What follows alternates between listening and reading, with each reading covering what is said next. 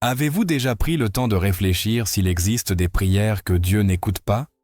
Et si je vous disais que prier allongé pourrait éloigner vos paroles du ciel, qu'une simple posture peut affecter votre communion avec le Créateur? Peut-être n'avez-vous pas réalisé combien de bénédictions vous auriez pu perdre pour quelque chose qui semble si inoffensif. Aujourd'hui, ce que vous allez entendre peut transformer votre manière de chercher le Seigneur et votre relation avec lui. Beaucoup de croyants prient allongés, à moitié endormis, l'esprit dispersé et le cœur sans révérence. Mais si cette commodité ne reflétait pas l'humilité aux yeux de Dieu, et si la manière dont vous vous approchez en prière révélait combien vous valorisez réellement votre communion avec lui. La Bible ne nous enseigne pas seulement ce que nous devons prier, mais aussi comment le faire. Et bien que cela semble un détail mineur, dans les choses spirituelles, le petit peut avoir des conséquences éternelles. Aujourd'hui, je veux vous partager une vérité que beaucoup ignorent. Un avertissement qui est dans les Écritures depuis des générations. Un principe simple, mais avec le pouvoir de renouveler votre vie de prière, car la façon dont vous vous présentez devant Dieu, même avec votre corps, montre ce qu'il y a dans votre cœur. Allons parler de quelque chose de profond. Allons entrer dans le mystère de la révérence, de l'attitude et de la conscience devant la présence du Très-Haut. Peut-être personne ne vous l'a expliqué ainsi auparavant, mais il y a des moments où le ciel attend de vous plus que des mots murmurés entre les rêves. Et c'est ce que nous allons découvrir aujourd'hui. Avez-vous déjà ressenti que vous priez et que le ciel reste silencieux? Que votre vie spirituelle semble arrêtée comme si quelque chose la freinait? Aujourd'hui, vous pourriez comprendre l'une des causes cachées. Ce message n'est pas un de plus. C'est une invitation à examiner votre vie de prière à la lumière de la parole de Dieu. Un appel à la dévotion et à la véritable communion avec l'Esprit Saint. Au cours des prochaines minutes, nous marcherons à travers des passages de l'Écriture, des enseignements divins et des révélations qui vous feront voir pourquoi votre posture en priant a de l'importance. Et quand nous aurons terminé, vous ne comprendrez pas seulement l'avertissement biblique sur le fait de prier allongé, mais aussi comment vous disposer d'une manière qui aligne votre esprit avec la volonté de Dieu. Mais avant de commencer, je veux vous inviter à déclarer avec moi cette phrase comme signe de votre engagement de foi. Seigneur, je veux prier avec révérence. Cette prière est un pacte, une affirmation de reddition. Écrivez-la maintenant et faites savoir que vous êtes prêt à grandir dans une vie de prière plus profonde et respectueuse. Et si vous ne l'avez pas encore fait, soutenez ce message avec un like. Abonnez-vous si vous ne l'avez pas encore fait, car il y a quelque chose de spécial à faire partie d'un espace où chaque mot et chaque enseignement sont guidés par l'Esprit Saint. Beaucoup de ceux qui nous écoutent utilisent de ces messages comme nourriture spirituelle quotidienne, car tout le monde n'a pas une église proche, et vous pouvez nous aider à continuer à être cette église qui arrive jusqu'à leur foyer. Dieu veut vous parler aujourd'hui, et ce que vous entendrez pourrait corriger des années de prière qui n'atteignaient pas le ciel pour une raison simple mais puissante. Commençons. Thème 1. Jésus à Gethsémane. Le corps prie aussi sur le mont des Oliviers. Sous le poids de la douleur qui approchait, Jésus s'est retiré dans un lieu appelé Gethsémane.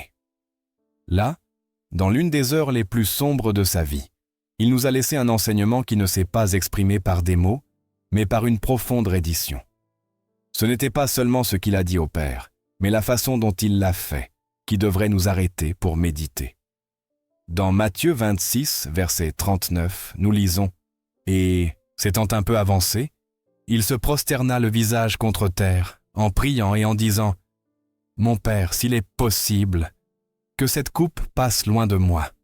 Néanmoins, non pas comme je veux, mais comme tu veux. » L'avez-vous remarqué? Jésus, le Fils même de Dieu, s'est incliné le visage contre la terre. Vous êtes-vous demandé pourquoi il n'a pas prié allongé après une longue et épuisante journée? Il aurait pu se reposer, mais il ne l'a pas fait. Il s'est prosterné parce que son corps exprimait ce que son âme vivait. Angoisse, révérence et une reddition totale.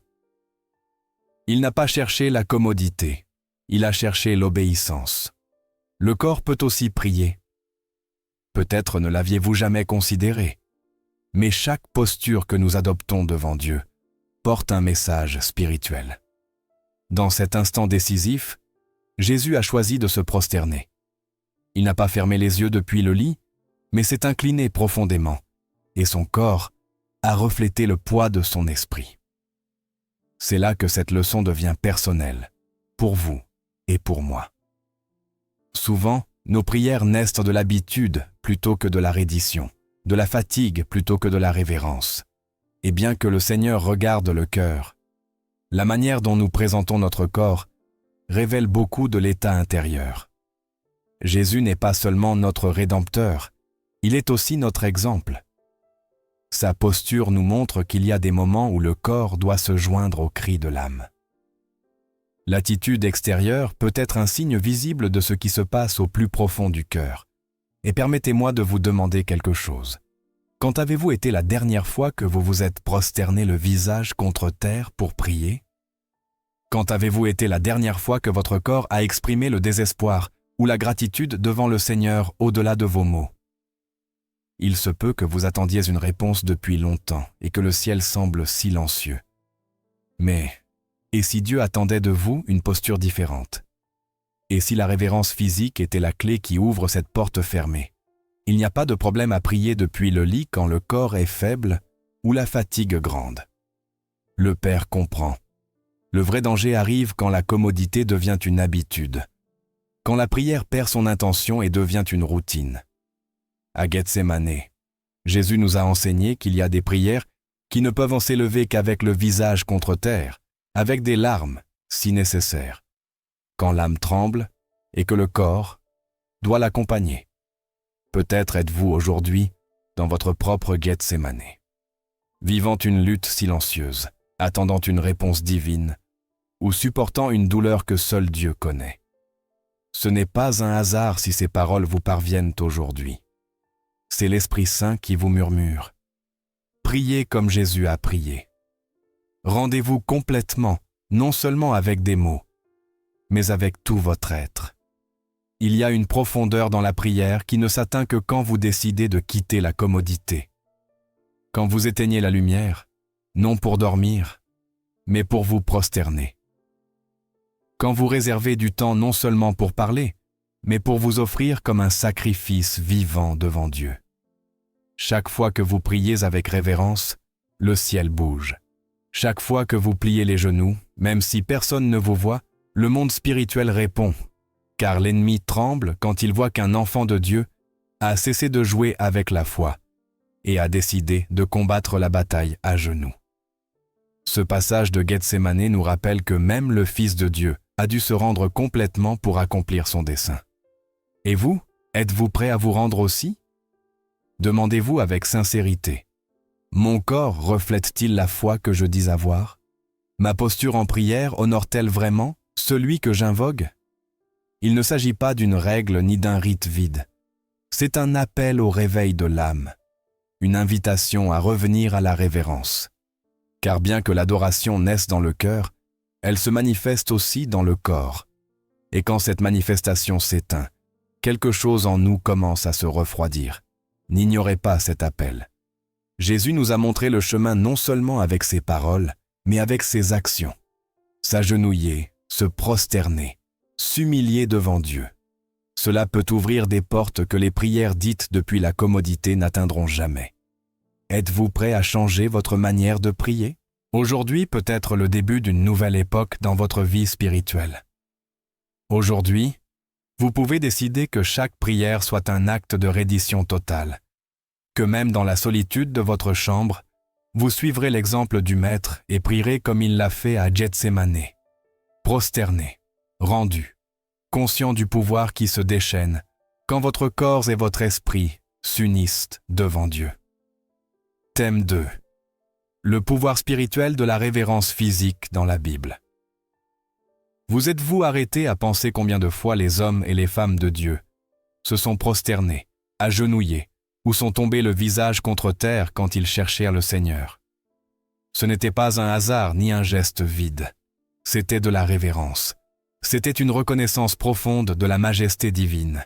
C'était le reflet d'une foi qui comprenait qui il est et qui nous sommes devant son trône. Du Genèse à l'Apocalypse, la parole montre que la prière ne se prononce pas seulement avec les lèvres, mais s'exprime aussi avec le corps, car le corps participe à l'adoration, le corps obéit, le corps se soumet, le corps honore.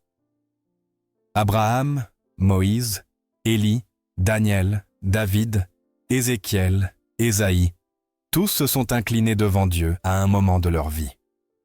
Ce n'était pas une coutume rituelle, c'était le langage de l'âme que le ciel comprenait.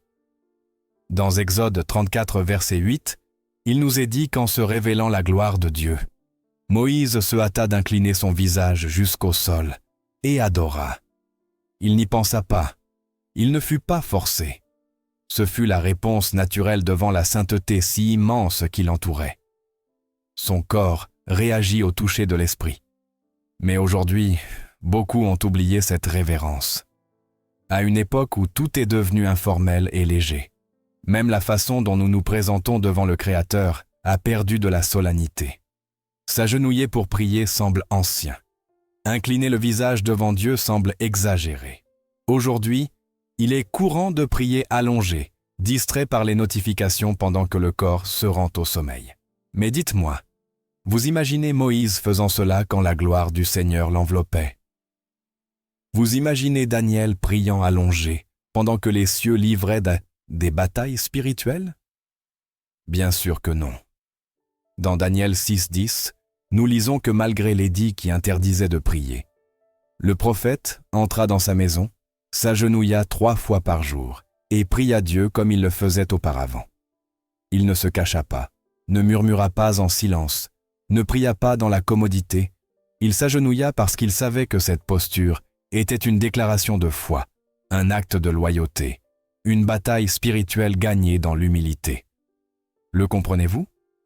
La révérence physique n'est pas un formalisme ancien, c'est l'expression visible de ce qui habite le cœur. Quand le corps se rend, l'âme s'aligne avec le ciel. Quand le corps s'humilie, l'esprit se syntonise avec la voix de Dieu. Il ne s'agit pas de superstition, mais de communion. Demandez-vous, si vous ne vous prosternez plus comme avant, est-ce que votre vision de Dieu a changé? Est-ce que la flamme intérieure s'est refroidie sans que vous vous en rendiez compte? Car personne ne s'agenouille devant celui qu'il ne respecte pas, ni ne s'incline devant celui qu'il n'honore pas. Si le corps ne le fait pas, peut-être l'âme a perdu de la sensibilité. L'Écriture ne condamne pas la prière en repos, mais elle nous invite à redécouvrir la sainteté du moment de prier. Elle nous appelle à récupérer le sens sacré, la reddition, la révérence qui caractérisait les prophètes, les apôtres et Jésus lui-même, qui souvent s'éloignait pour prier à genoux. Car l'ennemi ne craint pas une prière légère, dite sans reddition. Mais quand un enfant de Dieu tombe à genoux, le monde spirituel est ému. Quand ce genou touche le sol avec foi, les cieux s'ouvrent. Quand le visage s'incline avec humilité, le feu de l'esprit descend. Le brisement du corps reflète le brisement du cœur. C'est un signe que le ciel reconnaît. Dans Ésaïe 66, le Seigneur dit « Je regarderai celui qui est humble et contrit d'esprit, qui tremble à ma parole. » Dites-moi, votre corps tremble-t-il en entendant sa voix?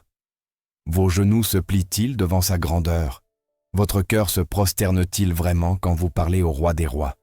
C'est le moment de se réveiller. Nous avons perdu quelque chose de sacré. Nous sommes devenus si confortables que même la prière s'est refroidie. Mais aujourd'hui, Dieu vous appelle à récupérer la révérence, non par obligation, mais par amour. Si vous pouvez rester debout au milieu de vos luttes, vous pouvez aussi plier les genoux devant celui qui vous donne la victoire. Si vous avez du temps pour parler à beaucoup, vous pouvez aussi parler à celui qui soutient votre âme. Si vous vous êtes déjà agenouillé par désespoir, faites-le maintenant par dévotion. Votre chambre peut être un autel. Votre salon peut se transformer en un lieu saint. Ce coin où vous priez peut devenir le tabernacle de votre rencontre avec Dieu. Il veut vous voir prosterné, non parce qu'il a besoin de vous voir ainsi, mais parce que vous avez besoin de vous souvenir qui il est et qui vous êtes, devant sa présence. Et quand cette conscience vous inondera, vous ne prierez plus jamais allongé sans intention. Vous ne parlerez plus jamais à Dieu comme s'il était n'importe qui. Votre corps se joindra à votre âme en adoration, et votre esprit s'enflammera à nouveau. Car le ciel n'écoute pas seulement votre voix. Il observe aussi votre posture. Thème 3. Comment votre posture révèle l'état de votre cœur devant Dieu, dans le silence de votre chambre, quand personne ne vous observe, quand vous vous préparez à parler à Dieu. Comment est votre corps? Quelle est votre attitude en ce moment? Comment vous présentez-vous devant le roi des rois? Car bien que les hommes regardent l'apparence et que Dieu regarde le cœur, votre corps parle aussi. Votre posture révèle ce que votre âme croit vraiment. La parole de Dieu nous enseigne que le corps, l'esprit et l'âme ne sont pas séparés. Tout est uni. Nous sommes une seule création. Et ce que nous faisons avec le corps reflète ce qui vit en nous. C'est pourquoi Jésus a dit « C'est de l'abondance du cœur que la bouche parle ». Matthieu 12,34. Mais ce n'est pas seulement la bouche qui parle, ce sont aussi les yeux, les gestes, les mouvements et la posture en priant. Vous n'avez jamais réfléchi pourquoi. Jésus s'éloignait souvent pour prier. Il ne le faisait pas en marchant parmi la foule. À Gethsémane, il s'agenouilla et sa sueur tomba comme des gouttes de sang. Il ne s'allongea pas ni ne parla casualement avec le Père. Son corps exprima le poids de la charge spirituelle. Jésus savait ce qui venait et son corps ne pouvait pas rester indifférent. Maintenant dites-moi, si le Fils de Dieu s'est prosterné à terre pour crier, comment devrait être notre attitude? Pourquoi beaucoup croient-ils qu'ils peuvent parler au Créateur allongé, distrait, à moitié endormi, comme si c'était une conversation de routine? N'est-ce pas que nous avons perdu la conscience de qui il est? La posture avec laquelle vous priez n'est pas un détail superficiel. C'est un reflet du respect, de l'humilité et de la foi qui habitent en vous. Personne ne s'agenouille devant quelque chose qu'il ne considère pas supérieur. Personne n'incline le visage devant ce qu'il ne croit pas saint. Personne ne se prosterne devant celui qu'il ne reconnaît pas comme autorité. Les Écritures sont pleines d'exemples de cela. Dans 2 Chroniques 6:7, verset 3, « Quand le feu descendit du ciel et que la gloire du Seigneur remplit le temple, il est dit, tous les enfants d'Israël, voyant descendre le feu et la gloire du Seigneur sur la maison, se prosternèrent, le visage contre terre sur le pavement, et adorèrent et louèrent le Seigneur, en disant, « Car il est bon, car sa miséricorde dure à toujours. » Pouvez-vous l'imaginer? Des milliers de personnes le visage contre le sol ne levaient pas les mains ni n'applaudissaient, parce que leur cœur était rempli d'émerveillement, de crainte révérentielle, de gratitude si profonde, que leur corps ne pouvait pas rester droit. La seule façon d'honorer la présence de Dieu était de tomber au sol, reconnaissant leur petitesse devant la grandeur du Très-Haut. Et cette scène se répète encore et encore. Quand Ésaïe vit le trône de Dieu dans Ésaïe 6, ne dit-il pas « Malheur à moi, car je suis perdu ». Il comprit que son impureté ne pouvait pas se soutenir devant la sainteté. Et bien que le texte ne le décrive pas en détail, nous savons que les prophètes, en reconnaissant leurs péchés, s'inclinaient ou se prosternaient. Et vous, quand avez-vous été la dernière fois que votre corps a exprimé le poids de votre repentir? Quand avez-vous été la dernière fois que vous êtes agenouillé en adoration sans rien demander, seulement pour reconnaître sa majesté? Quand avez-vous été la dernière fois que vos genoux ont touché le sol avec des larmes de gratitude authentique? Beaucoup prient allongés, non par commodité, mais par habitude. Mais derrière cette habitude se cache parfois une perte de sensibilité spirituelle. Je ne vous le dis pas pour vous juger, mais pour que vous réfléchissiez. Quand le cœur est en feu, le corps répond. Quand l'âme est connectée au ciel, le corps ne peut pas rester passif. Même dans le Nouveau Testament, quand Jésus ressuscite la fille de Jaïrus, la première chose que font les parents est de se prosterner. Quand les disciples voient dans le Christ ressuscité, ils s'inclinent et l'adorent. Quand Étienne est sur le point de mourir lapidé, il tombe à genoux et crie avec force. Voyez-vous le schéma? Le corps réagit, le corps prie aussi. Paul l'exprima clairement dans Éphésiens 3,14. C'est pour cela que je plie les genoux devant le Père de notre Seigneur Jésus-Christ. Il ne le faisait pas pour être vu, mais parce que son esprit avait besoin que son corps s'aligne avec la vérité. Quand on s'agenouille, l'âme s'humilie plus facilement et quand on se prosterne, l'orgueil se brise. Saviez-vous que même au ciel, tous les rachetés se prosterneront devant le trône de Dieu? Dans Apocalypse 7,11, il est dit « Et tous les anges se tenaient autour du trône et des anciens et des 4 êtres vivants, et ils se prosternèrent dans le visage contre terre, devant le trône, et adorèrent Dieu. Si au ciel il n'y a ni péché ni orgueil, pourquoi tous se prosternent-ils? Parce qu'ils reconnaissent éternellement qui est Dieu. La véritable adoration n'a pas besoin de commodité, elle a besoin de sincérité et de révérence. Imaginez ceci. Si chaque matin, avant de regarder votre téléphone ou de sortir en courant, vous vous agenouilliez 1 minute et disiez « Seigneur, merci, me voici. Guide-moi aujourd'hui. » Et si à la fin de la journée, avant de vous coucher, vous vous prosterniez 5 minutes en disant « Merci de m'avoir soutenu. Je me rends à toi une fois de plus. » Croyez-vous que votre vie spirituelle serait la même? Croyez-vous que votre foi ne s'enflammerait pas à nouveau? Croyez-vous que votre âme ne se renforcerait pas en voyant que même votre corps commence à se rendre? Le corps est le temple du Saint-Esprit, et un temple a de l'ordre, a de la révérence. Je ne parle pas de légalisme, je parle d'intimité consciente, de respect profond, d'amour exprimé aussi avec le corps, comme le dit Romains 12. Présentez vos corps en sacrifice vivant, saint, agréable à Dieu, qui était votre culte rationnel. Examinez votre posture, non seulement la physique, mais aussi celle de l'âme. Car si vous vous agenouillez avec le corps, mais que votre cœur reste orgueilleux, rien ne change. Mais si le corps et l'esprit se rendent ensemble, vous serez un véritable adorateur en esprit et en vérité. Et cette adoration ne passera pas inaperçue au ciel. Thème 4. Le respect qui transforme la prière en adoration. Avez-vous remarqué qu'il y a des prières qui semblent vides, froides, presque sans vie, tandis que d'autres semblent monter directement au ciel et toucher votre cœur? Qu'est-ce qui distingue une prière qui arrive au trône de Dieu d'une qui effleure à peine vos lèvres? La différence réside dans le respect, cette attitude de l'âme qui transforme de simples mots en une rencontre avec le Très-Haut. Car quand vous priez avec respect, vous ne parlez pas seulement, vous adorez. Et l'adoration ne commence pas avec de la musique ni avec une ambiance céleste.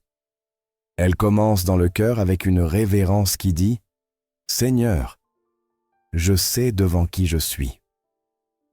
Le respect est le fondement de toute relation véritable avec Dieu. Sans lui, même si vous utilisez les mots les plus beaux, votre prière ne dépasse pas un écho vide. Jésus l'exprima clairement quand il dit « Dieu est esprit, et il faut que ceux qui l'adorent en esprit et en vérité. » Jean 4, 24. Ces mots si connus renferment un mystère profond. Adorer n'est pas seulement un acte d'émotion sincère, c'est aussi l'intégrité du cœur, une posture révérentielle devant la majesté de Dieu. Et cette révérence se montre dans chaque geste, dans chaque mot, même dans chaque silence. Beaucoup prient allongés, distraits par le téléphone ou les pensées, comme s'ils parlaient à un ami de plus. Mais Dieu n'est pas un ami quelconque, Il est l'alpha et l'oméga, celui qui soutient les cieux avec sa parole, celui qui vous a donné le souffle ce matin. Comment ne pas le traiter avec respect? Dans Exode 3, quand Moïse s'approche du buisson ardent, Dieu lui dit « N'approche pas d'ici, ôte tes sandales de tes pieds, car le lieu où tu te tiens est une terre sainte. » Exode 3, verset 5. Avant de lui parler du plan de libération ou de Pharaon, Dieu lui parla du respect. Il lui enseigna qu'en sa présence, on n'entre pas comme dans n'importe quel endroit. Et Moïse, bien qu'il était prince, s'inclina, se déchaussa, se rendit. Ce geste d'enlever les chaussures symbolise se dépouiller de l'orgueil, de la hâte, de l'habitude, de la poussière du chemin. C'est reconnaître que Dieu est présent et que sa présence n'est pas un lieu commun. Mais combien aujourd'hui prient en déchaussant l'âme, en laissant de côté l'orgueil et la routine. Regardez, le prophète Daniel n'était pas un homme religieux d'apparence, mais un homme de communion. Et l'Écriture dit qu'il priait 3 fois par jour à genoux, en regardant vers Jérusalem. Daniel 6, 10. Il le faisait ainsi parce qu'il savait que la révérence maintient la foi vivante, parce qu'il comprenait que prier n'est pas seulement demander, c'est se rendre devant le Créateur. C'est ce que beaucoup ont oublié. La prière n'est pas une formalité céleste, c'est l'adoration. Et adorer, c'est reconnaître qui il est et qui vous êtes. Nous ne sommes pas au même niveau. Il est saint, éternel et glorieux. Salomon, en dédiant le temple, ne pria pas debout et distrait. Il est dit dans 1 Roi 8, 54 qu'en terminant sa prière, il se leva de genoux devant l'autel du Seigneur, avec les mains levées vers le ciel. Pourquoi un roi si puissant priait-il ainsi? Parce que devant le roi des rois, toute couronne tombe et toute force humaine s'incline. Le respect se révèle aussi dans la façon dont vous parlez à Dieu. Lui, parlez-vous comme à un compagnon, comme à votre Seigneur. Vos mots montrent s'il y a de l'honneur, s'il y a de l'humilité, s'il y a de l'amour. Souvent nous parlons avec trop de familiarité, oubliant qu'il est saint. Il ne s'agit pas de peur, mais de conscience.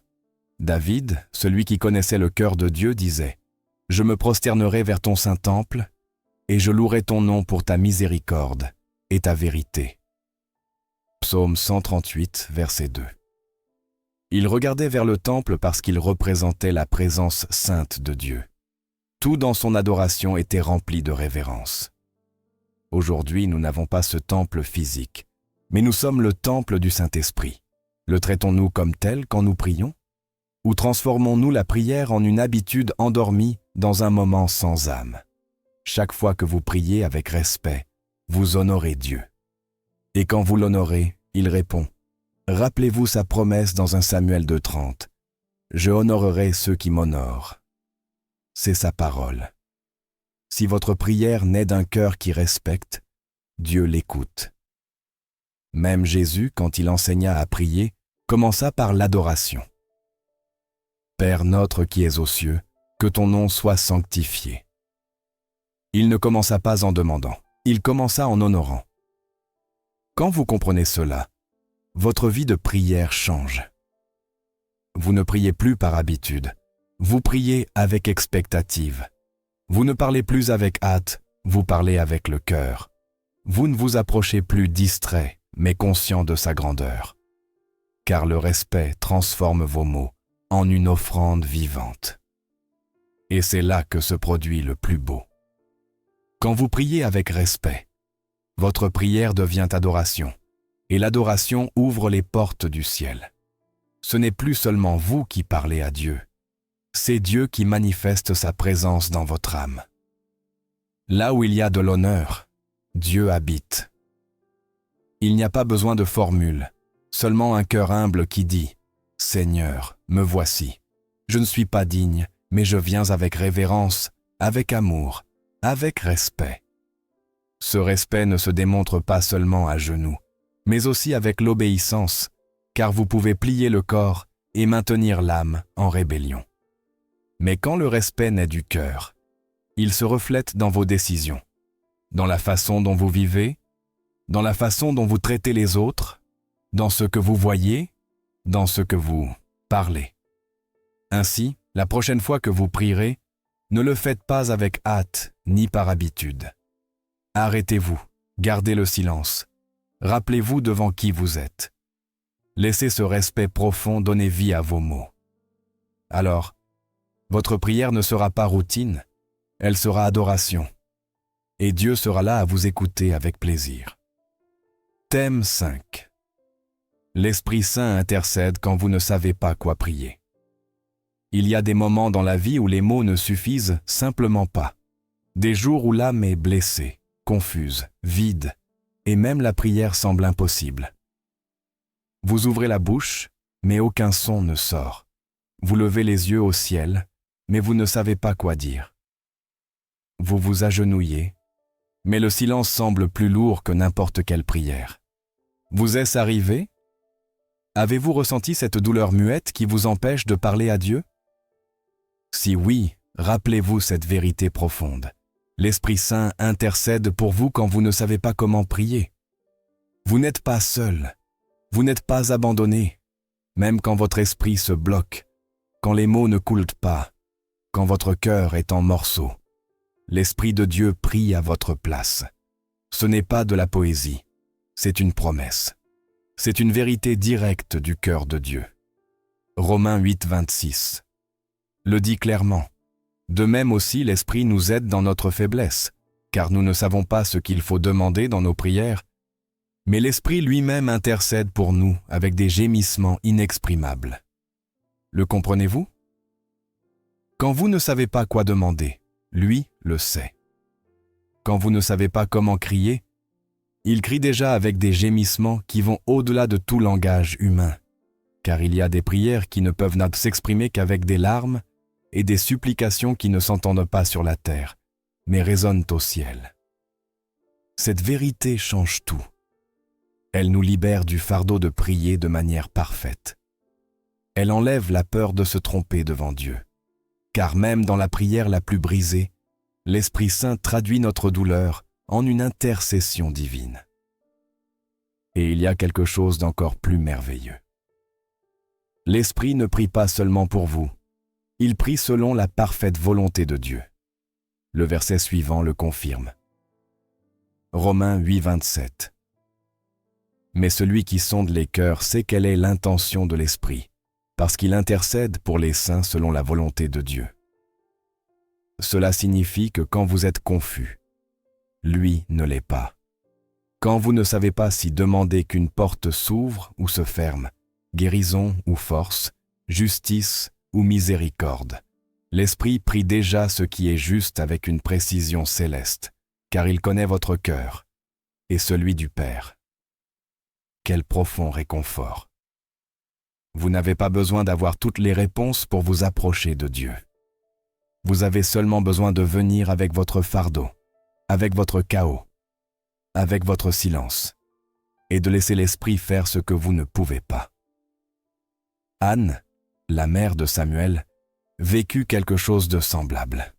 Dans 1 Samuel 1, elle était si angoissée qu'elle ne pouvait prononcer de mots, seulement bouger les lèvres, pleurer et déverser son âme en silence.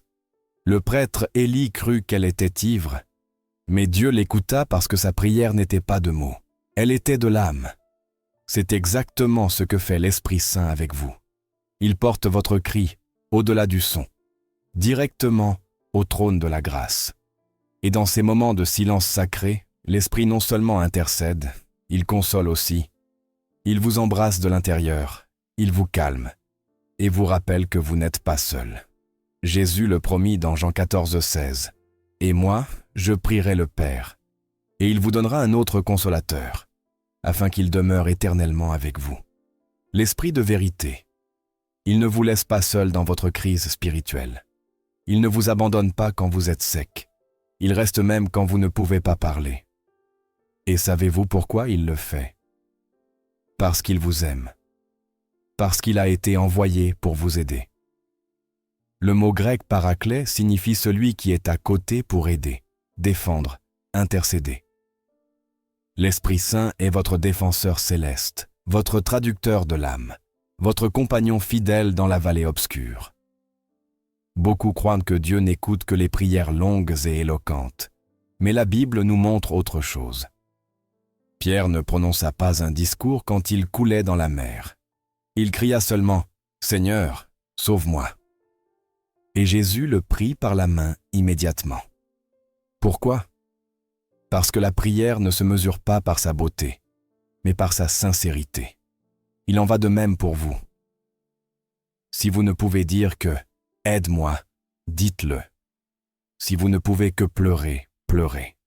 Si vous ne pouvez que soupirer, soupirez devant Dieu. Car pendant que vous gémissez, l'Esprit Saint élève une prière puissante au Père pour vous, une prière sans erreur, avec un dessein éternel. Et il n'intercède pas seulement dans vos moments de tristesse, aussi quand vous ne comprenez pas le chemin, quand vous affrontez des décisions difficiles, quand vous luttez avec des tentations, quand vous êtes fatigué de combattre. À chaque étape, il continue de prier parce que son amour ne s'éteint jamais.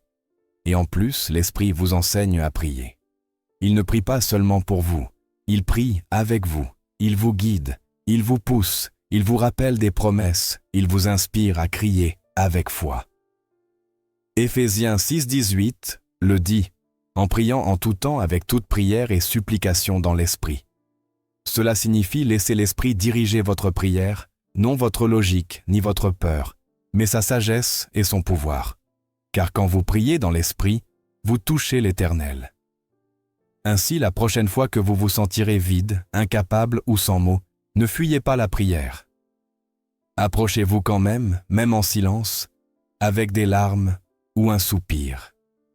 Car même si vous ne dites rien, l'Esprit Saint intercédera pour vous avec des gémissements que le ciel comprend parfaitement. Il est votre voix quand vous n'avez pas de voix. Il est votre force quand vous n'en avez plus. Il est votre connexion avec le Père, même quand tout semble déconnecté. Si profond est son amour, si fidèle son engagement envers vous. Et quand vous faites confiance à cette vérité, vous ne craignez plus le silence, car vous savez que votre prière la plus faible peut être la plus puissante si l'Esprit la présente. Ainsi, ne désespérez pas quand vous ne savez pas quoi prier. Venez simplement comme vous êtes, ouvrez votre cœur et laissez l'Esprit Saint faire son œuvre parfaite en vous, car quand vous ne pouvez plus parler, il parle pour vous. Thème 6. Le corps est temple. Dans notre vie spirituelle, nous prenons souvent soin de ce que nous disons, de ce que nous ressentons et de ce que nous croyons. Mais parfois nous oublions quelque chose d'aussi essentiel, ce que nous faisons avec notre corps, même quand nous prions.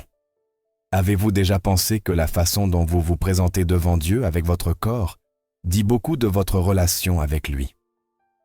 La Bible nous rappelle que le corps n'est pas un simple enveloppe de l'âme. C'est un temple, un autel, un instrument créé par Dieu. Dans 1 Corinthiens 6,19, nous lisons que notre corps est le temple du Saint-Esprit. Cela signifie que tout ce que nous faisons avec lui a une signification spirituelle. Il ne s'agit pas d'imposer des règles, mais de reconnaître une vérité profonde. Dieu nous a conçus pour l'adorer, avec tout notre être, et le corps fait partie de cette adoration. Quand les Écritures mentionnent des postures de prière, elles ne le font pas comme une formalité. Chaque posture exprime quelque chose du cœur. S'agenouiller n'est pas seulement un geste physique, c'est dire au Seigneur « Je me soumets à toi ». Le psaume 95, verset 6 nous invite « Venez, adorons et prosternons-nous. Agenouillons-nous devant l'Éternel, notre Créateur. » Quand vous inclinez votre tête ou vous prosternez, vous priez non seulement avec des mots, mais avec le corps. Dieu se plaît à cette révérence parce qu'il regarde au-delà du geste et voit la reddition. Mais quand nous adoptons des postures confortables ou indifférentes, comme prier allongé sans nécessité ou par simple habitude, notre corps reflète une passivité spirituelle. Dieu ne nous condamne pas pour cela, mais il observe notre cœur. Et souvent le corps révèle s'il y a de l'honneur ou du négligence dans notre dévotion. Quand nous prions allongés par paresse, au fond nous disons « Dieu, parler avec toi ne nécessite pas toute mon attention.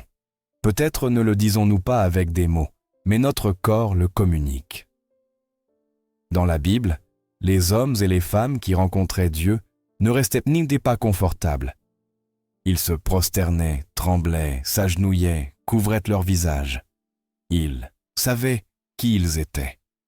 Daniel, même sachant que sa vie était en danger, priait 3 fois par jour à genoux, comme le dit Daniel 6:10. Il le faisait parce qu'il comprenait que cette action physique était une déclaration de foi. Il ne priait pas seulement avec des mots, mais avec tout son être. Et Jésus lui-même à Gethsémanée se prosterna à terre pour prier, comme le relate Matthieu 26:39. Et s'étant un peu avancé, il se prosterna le visage contre terre, en priant et en disant « Mon Père, s'il est possible, que cette coupe passe loin de moi. » Si le Fils de Dieu se prosterna, comment ne le ferions-nous pas nous? Cela nous enseigne que la posture du corps peut faire partie de notre sacrifice spirituel. Il ne suffit pas de penser ou de ressentir. Parfois le corps doit aussi s'humilier devant le Seigneur. Ce n'est pas une démonstration de religiosité extérieure, mais d'unité intérieure. Ce que nous croyons et ce que nous exprimons doivent aller de pair. Dieu nous a fait ainsi pour que le visible reflète l'invisible. La posture physique peut modeler l'attitude de l'âme. Si nous prions allongés, à moitié endormis, notre esprit aura du mal à être éveillé. Mais si nous nous agenouillons, levons les mains ou nous prosternons, quelque chose change en nous. La révérence extérieure éveille la révérence intérieure. Les psaumes sont pleins d'appels à exprimer l'adoration avec le corps. Levez vos mains vers le sanctuaire et bénissez l'Éternel. Psaume 134, verset 2. Ainsi je te bénirai tant que je vivrai. J'élèverai mes mains en ton nom. Psaume 63, verset 4. Le corps n'est pas un obstacle pour prier, c'est un outil. Vous pouvez prier en marchant, agenouillé, prosterné, mais toujours avec intention et reddition. Et bien sûr, il y a ceux qui par maladie ou âge ne peuvent pas le faire physiquement. Dieu les comprend parce qu'il regarde la sincérité, non la posture. Si vous ne pouvez pas plier les genoux, pliez votre cœur. Mais si vous le pouvez, faites-le parce que cela honore le Seigneur. Quand nous prions avec le corps détendu et l'esprit distrait, nous tombons dans une prière sans pouvoir, une prière superficielle. Parfois nous nous demandons pourquoi nos prières ne semblent pas arriver au ciel, et la réponse peut être que nous ne sommes pas vraiment impliqués. Commencez à prier avec tout votre être, que votre corps participe à votre foi. Agenouillez-vous au début de la journée. Marchez en intercédant. Prosternez votre visage quand vous criez. Levez vos mains en adorant. Utilisez votre corps comme instrument de louange. Romains 12. Verset 1 nous exhorte.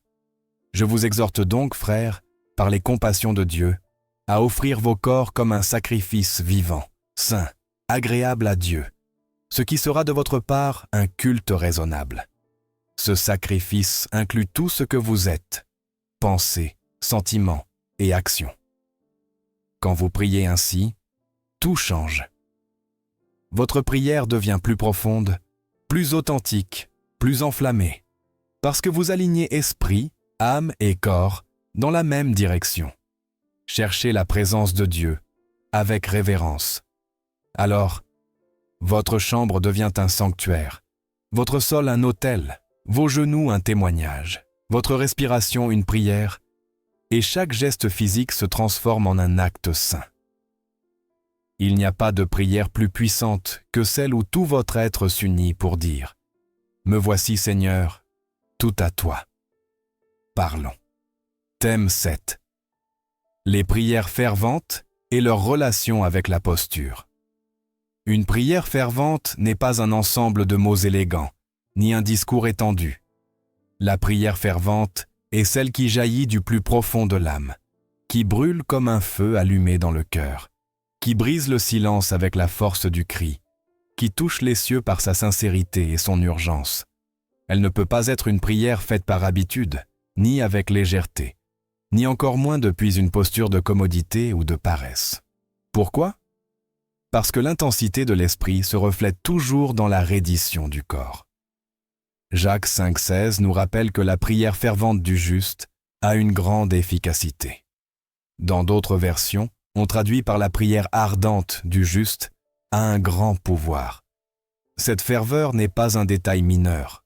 C'est ce qui fait la différence entre une prière qui arrive au cœur de Dieu et une qui se perd dans la routine. Et quand nous parlons de ferveur, nous ne pouvons pas séparer l'âme du corps. La ferveur ne naît pas de la commodité. Quand le cœur brûle, le corps répond. Les genoux se plient, les mains tremblent, les larmes coulent, la voix se brise. Celui qui prie avec une véritable passion ne reste pas allongé comme si de rien n'était.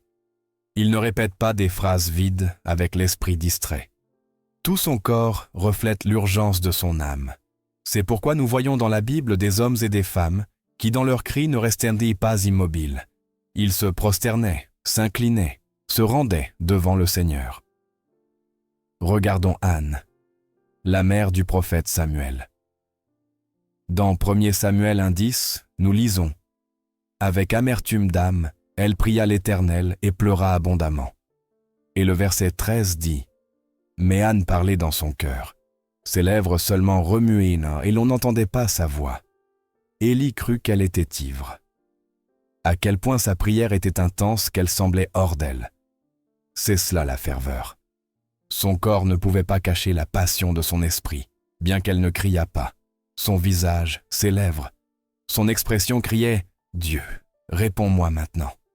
Comparez cela avec une prière faite allongée, avec le téléphone en main, dans l'obscurité, sans attention ni révérence, sans même ouvrir les lèvres. Où est la ferveur ? Où est le cri ? Comment attendre du pouvoir dans une prière ainsi ?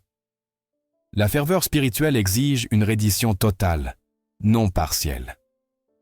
Jésus lui-même nous montra cet exemple. Dans Luc 22,44, il est dit « Étant en agonie, il priait plus instamment et sa sueur devint comme des grumeaux de sang qui tombaient à terre. » Imaginez ce niveau de reddition. Jésus ne pensait pas seulement à Dieu, ne ressentait pas seulement l'angoisse. Il priait avec intensité et son corps le démontrait. Il était à genoux, en sueur, en pleurs, complètement rendu. Ce n'était pas une prière froide, c'était une prière de vie ou de mort. Et voici une vérité que beaucoup ignorent. Le corps participe à la bataille spirituelle. Il ne suffit pas de dire « je prie dans mon esprit ». Si votre corps est passif, détendu, indifférent, votre prière le sera probablement aussi. Vous ne pouvez pas avoir l'âme en feu si le corps est endormi. Le physique et le spirituel sont entrelacés. C'est pourquoi la Bible est pleine d'exemples où la posture accompagne le cri. En temps d'angoisse ou de guerre spirituelle, les serviteurs de Dieu s'agenouillaient, se prosternaient, s'humiliaient, non par ritualisme, mais parce qu'ils comprenaient que la ferveur spirituelle se nourrit aussi du corps. Avez-vous essayé de prier en marchant, en criant à voix haute ? Avez-vous plié les genoux pendant 30 minutes en intercédant pour votre famille ? Avez-vous pleuré devant Dieu sans regarder l'heure ? Quand vous le faites, vous découvrez que votre prière entre dans une autre dimension. Vous ne priez plus avec une partie de vous, mais avec tout votre être. Les grands réveils commencèrent ainsi, avec des hommes et des femmes qui priaient à l'aube dans les champs, aux autels, avec des larmes et des genoux usés. Leur corps était engagé, leur âme enflammée, leur prière était feu. Aujourd'hui, beaucoup veulent des résultats spirituels, sans sacrifice physique, des miracles sans cri, la présence divine sans reddition. C'est pourquoi ils prient, sans focus, sans passion, sans brisement. Mais l'Esprit Saint ne répond pas à des prières faites par inertie. Il répond aux cris profonds, aux gémissements de l'âme, au corps qui se rend. Je ne dis pas que c'est un péché de prier allongé, mais si c'est votre seule façon de parler à Dieu sans révérence ni intensité, votre prière perdra de la force. Car ce qui importe n'est pas seulement ce que vous dites, mais comment vous le dites, et votre corps parle aussi. Voulez-vous que votre prière ait du pouvoir? Impliquez tout votre être. Agenouillez-vous, levez vos mains, marchez, pleurez si nécessaire, criez avec vos lèvres, laissez votre corps ressentir ce que votre âme exprime. Quand esprit, âme et corps s'unissent, Dieu répond avec pouvoir. Et rappelez-vous, souvent quand il coûte le plus de prier avec le corps, c'est quand vous en avez le plus besoin. La chair résiste, la fatigue pèse, l'esprit se disperse. Mais si vous décidez de vaincre et de chercher Dieu avec tout ce que vous êtes, le ciel s'ouvre. Ainsi, la prochaine fois que vous prierez, ne vous allongez pas comme celui qui va dormir. N'utilisez pas la prière comme repos, mais comme rencontre. Entrez dans votre lieu secret avec passion, avec révérence, avec reddition. Que votre corps soit allié de l'esprit. Que votre posture reflète le feu de votre cœur, car une prière fervente faite avec tout l'être peut tout changer. Thème 8. Jésus et son exemple de prière révérentielle. S'il y avait quelqu'un qui pouvait prier n'importe où sans importer la posture ou l'environnement, c'était Jésus. Il était le Fils sans péché, avec pleine autorité, avec accès direct au Père. Et pourtant, quand nous regardons comment il priait, nous ne le voyons pas allongé avec indifférence. Nous le trouvons à genoux, séparé du tumulte, déversant son âme avec une passion qui ébranlait. Et cela devrait nous faire réfléchir. Car si Jésus lui-même, étant Dieu fait homme, montra de la révérence dans sa prière, combien plus devrions-nous le faire nous, qui dépendons de sa grâce? Luc 5,16 nous dit « Mais lui se retirait dans les déserts et priait. » Jésus ne priait pas au milieu de la foule, ni en se reposant. Il se retirait dans le silence, cherchait la solitude, s'éloignait du bruit pour parler avec son Père. Dans ces moments, il ne faisait pas des prières superficielles, mais ouvrait son cœur avec une sincérité totale. Cela exige du dessein, de la conscience et de la reddition. L'un des moments les plus touchants se trouve dans Luc 22, 41 à 44. Quant à Gethsémane, il s'éloigna d'eux d'environ un jet de pierre, et s'étant mis à genoux, il priait en disant « Père, si tu le veux, éloigne de moi cette coupe. Néanmoins, que ce ne soit pas ma volonté, mais la tienne qui soit faite. » Et un ange lui apparut du ciel pour le fortifier. Étant en agonie, il priait plus instamment, et sa sueur devint comme des grumeaux de sang qui tombaient à terre. Ce passage nous laisse voir la profondeur de sa communion avec le Père. Jésus ne s'allongea pas, ne chercha pas la commodité. Séparé du groupe, il choisit un lieu où son âme pouvait crier librement. Au milieu d'une angoisse indescriptible, il pria avec une telle intensité que sa sueur devint sang. Ce genre de prière ne naît pas de la commodité, mais du cœur qui comprend le poids du moment. Jésus se préparait à la croix pour affronter la plus grande douleur qu'un être humain pouvait supporter. Et il ne le fit pas avec des phrases vides, mais avec une prière révérentielle, pleine de ferveur et de brisement. Son corps montrait la bataille spirituelle qu'il livrait. Ce ne fut pas un fait isolé. À de nombreuses occasions, nous le voyons agenouillé seul à l'aube, au sommet d'une montagne, cherchant la présence du Père. Matthieu 14, 23 dit « Après avoir renvoyé la foule, il monta sur la montagne, à l'écart, pour prier. Et le soir étant venu, il était là seul. » Jésus valorisait la prière. Il ne la laissait pas pour la fin de la journée quand la fatigue le vainquait, mais la plaçait au centre de sa vie. C'était un acte sacré. Dans Hébreux 5, verset 7, il nous est révélé quelque chose de profond. Christ, dans les jours de sa chair, ayant offert avec de grands cris et avec larmes des prières et des supplications à celui qui pouvait le sauver de la mort, fut exaucé à cause de sa piété. Cette piété révérentielle était la clé.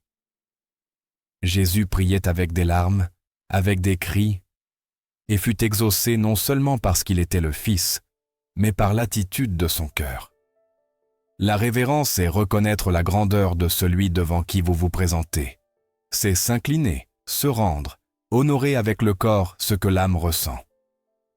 Aujourd'hui, beaucoup de croyants cherchent des réponses de Dieu sans révérence. Ils veulent sentir sa présence sans sacrifice. Ils prient allongés, distraits, avec l'esprit divisé entre la télévision et le téléphone. Mais croyez-vous que cela honore Dieu? Jésus ne feignait pas la spiritualité.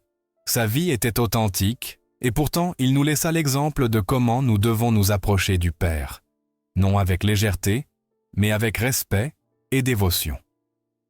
Dans Matthieu 6, verset 6, il enseigna « Mais toi, quand tu pries, entre dans ta chambre, ferme ta porte, et prie ton Père qui est là dans le lieu secret. Et ton Père, qui voit dans le secret, te le rendra. » La prière n'est pas seulement parler, c'est s'éloigner. C'est fermer la porte au monde pour ouvrir le cœur devant Dieu. Et dans ce lieu, il n'y a pas d'espace pour l'indifférence. Notre corps y parle aussi. Quand Jésus enseignait sur le royaume, il se retirait souvent seul pour prier. Il ne le faisait pas par habitude, mais parce qu'il savait que sans communion avec le Père, il n'y a pas de force. S'il, étant le Fils de Dieu, s'agenouilla, comment pourrions-nous croire que suffit une prière hâtive? L'Esprit Saint vous le rappelle aujourd'hui. La révérence en prière importe. L'attitude du cœur se reflète dans la posture du corps. Si vous priez distrait, votre esprit s'endort. Mais si vous vous agenouillez, si vous levez les mains, si vous criez avec sincérité, le feu de l'esprit enflamme votre prière. Regardez comment priait Jésus et faites de même. Ne dites pas que vous n'avez pas le temps. Il avait des foules qui l'attendaient. Ne dites pas que vous êtes fatigué. Il l'était aussi, mais sa priorité était d'être avec le Père. Il marchait de longues distances pour être seul avec le Père. Ne dites pas simplement que Dieu connaît votre cœur. Bien sûr qu'il le connaît, mais il désire aussi que vous l'honoriez avec tout votre être. Car Jésus ne nous laissa pas seulement des paroles, mais un exemple de vie. Dans son chemin, la prière n'était pas une habitude ni un devoir religieux. C'était une rencontre sacrée, un feu vivant, une communion profonde, un acte de reddition totale. Et vous, comment priez-vous? Maintenant que nous avons parcouru ensemble cette étude sur la prière révérentielle, je veux vous féliciter d'être arrivés jusqu'ici. Si vous êtes restés à écouter, à réfléchir, à ouvrir votre cœur à la parole de Dieu, cela montre votre désir sincère de grandir et votre soif de le connaître plus. Très peu arrivent jusqu'à la fin d'un message comme celui-ci, et vous, chers frères ou sœurs en Christ, vous l'avez fait. Je vous félicite d'être partie de ce petit groupe qui désire mûrir dans la foi et marcher plus près du Seigneur. N'oubliez pas ce que vous avez appris aujourd'hui. Votre attitude en prière révèle votre relation avec Dieu.